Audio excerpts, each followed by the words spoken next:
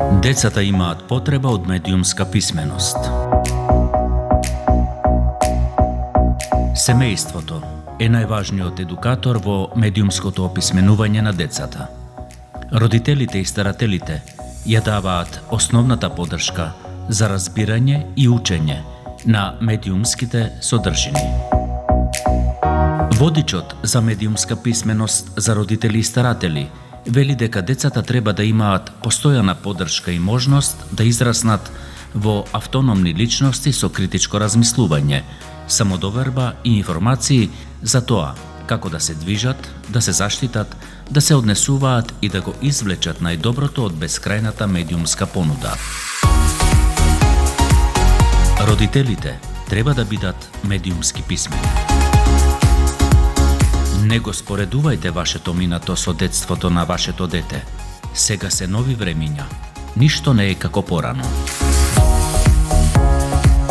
Во денешното современо, но и демократско општество, од особено значење е возрастните да ја препознаваат улогата на медиумите.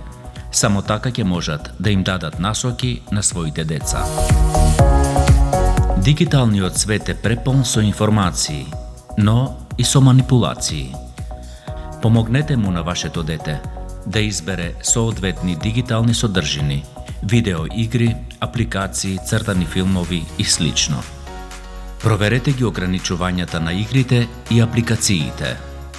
Секоја апликација што ја преземате, проверете ја за која возраст е наменета.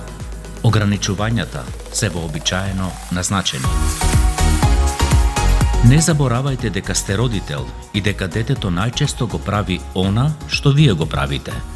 Децата учат најмногу од родителите.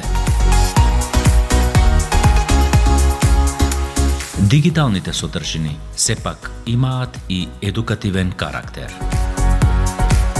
Новите вештини создадени од и за дигиталниот свет подеднакво треба да ги совладуваме сите, и децата, и возрастните.